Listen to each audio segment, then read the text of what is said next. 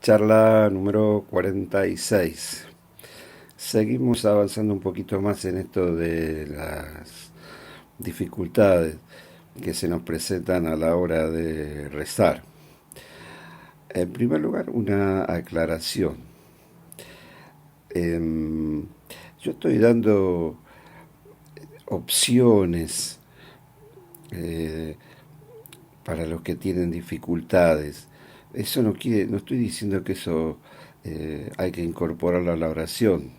El que está rezando y le va bien con el modo en que lo está haciendo, todo bien, no hay que incorporar nada de todo esto que yo le sumo. No, eh, si uno se encuentra bien, sereno, le parece que el modo que encontró de orar le sirve, listo, no hay que agregar nada más. Eh, Todo lo contrario, diría yo. No hay que dar ninguna importancia a estas otras em, sugerencias que yo hago. A mí me parece, lo estuve pensando un poco, eh, hay que partir siempre de que la vida cristiana implica un nuevo nacimiento. Esto es fundamental. Es decir, hay un momento en la vida en que tiene que haber un antes y un después. Abrazar la fe en Cristo implica un cambio total de mi vida. Le dice Jesús a Nicodemo, ¿no? Hay que nacer de nuevo. Y Nicodemo no entiende y Jesús le dice, te digo que el que no nace de nuevo, y esa otra frase, el que vive en Cristo es una nueva criatura, una nueva. Las cosas viejas pasaron, un ser nuevo se ha hecho presente. Esto es palabra de Dios. Algunas palabras de Dios parece que fueran mucho más importantes que otras.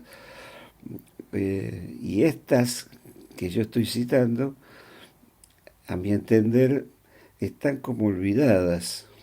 No, no se les da mucha importancia. Bien, eh, dicho esto, vayamos a lo nuestro de hoy. Eh, Me gustaría recordar la parábola del sembrador, donde Jesús dice que el sembrador salió a sembrar, que tiró la semilla, que algunas cayeron en el camino, otras cayeron entre espinas, etcétera, que es las preocupaciones de la vida, dice que y otra cayó en tierra buena. Esto es muy sugestivo en lo que tiene que ver con la vida de oración. No creo que haga falta explicar mucho al respecto. Se trata de tener una mínima disposición a ser tierra buena y por lo tanto a superar esas otras circunstancias que hacen que la semilla no germine. Y lo otro que me gustaría traer a colación aquí es tan hermoso que dice Jesús de la semilla de mostaza, o mejor, lo de la levadura en la masa, que muy poquitito, bueno, eso es ese poquitito que podemos poner nosotros es lo que hace después germinar y que uno pueda desarrollar una vida de oración intensa, profunda, honda, sobre todo verdadera, que esa amistad, la amistad con Cristo nace de esta semillita de mostaza o de esta pequeña porción de levadura. No hay que desanimarse. Los comienzos son muy pequeñitos, eh, pero después dice Jesús que el árbol se hace frondoso y que los pájaros vienen a anidar en sus ramas. Yo propongo que esto sea motivo de meditación de todos aquellos que estamos intentando hacer un camino oracional, ¿m? Como dice Santa Teresa, es estar muchas veces a solas con aquel que sabemos, nos ama. En este caso, Santa Teresa, les cuento una anécdota que ella misma relata en sus escritos. Ella era muy aficionada a leer lo que en aquel momento eran libros de caballería, los consumía.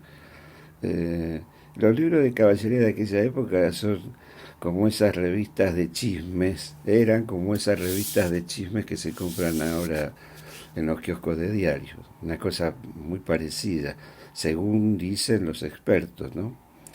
Esas revistas que hablan de los chismes, de los actores especialmente. Eh, y ella estaba en un monasterio que se dedicaban las monjas allí a rezar. Bueno, lo que da a entender es que todavía no había en ella casi, podríamos decir, ni la semillita esa de mostaza. La semillita de mostaza, que después crece, simboliza algo que yo he dicho en varias charlas, cuando hablé de los comienzos de la vida de oración de ella, cuando ella dice que lo que Jesús espera de nosotros es una mínima disposición, mínima, y con eso a él le alcanza. Eso por un lado. Y por otro lado también me gustaría recordar la escena de esa del joven rico, que no se sabe si era un joven, que le dice a Jesús, ¿qué debo hacer para alcanzar la vida eterna? Jesús le dice, cumplir los mandamientos. Él le dice, no, si yo todo eso lo hago. Y entonces Jesús le miró con mucho afecto, mucho cariño, y le dijo, bueno, entonces vende todo lo que tenés y vení, seguime. Y dice que él se fue triste, porque tenía muchos bienes.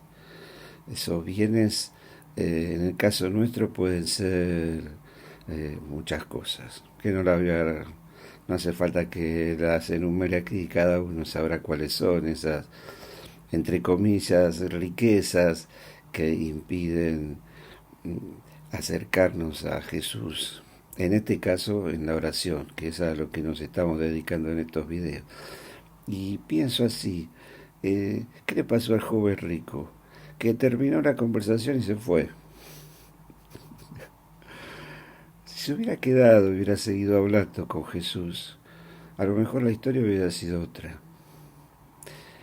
Hay que conversar con Él, de nuestras dificultades, de las cosas que nos damos cuenta que nos están impidiendo una relación de amor más estrecha con Él, sobre todo, reitero una vez más, en nuestra vida de oración.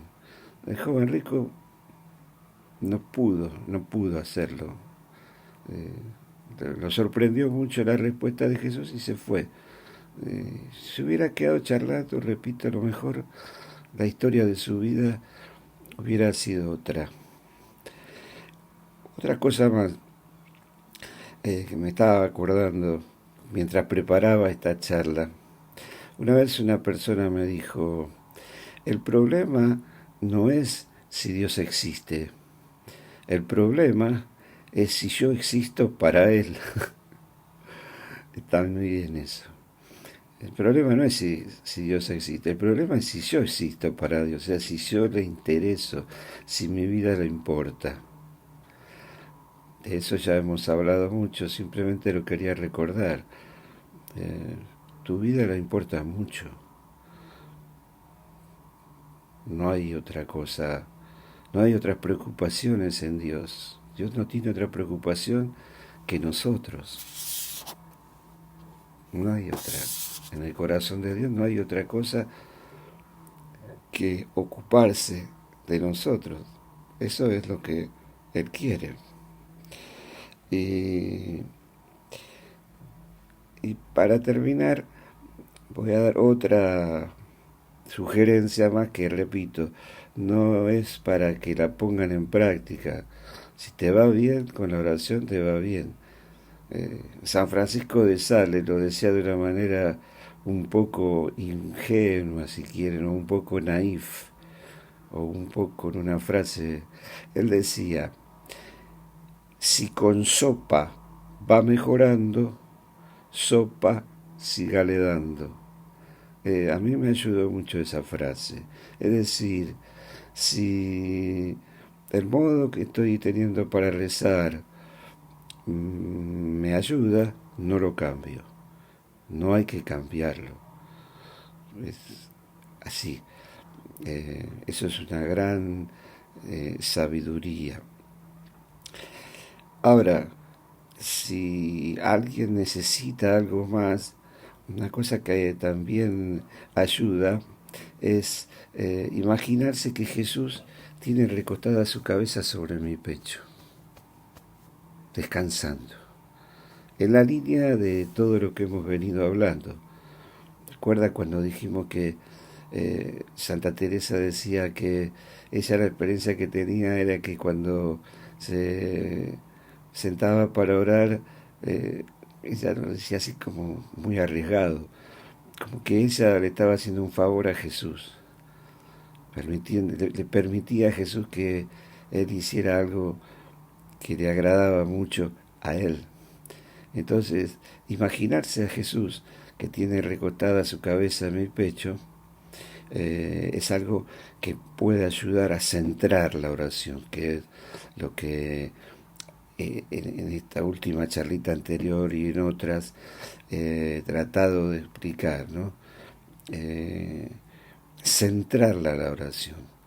Centrar la oración significa eh, poder ir resolviendo esos problemas que aparecen de distracción y peor aún de querer dejar de rezar, ¿no?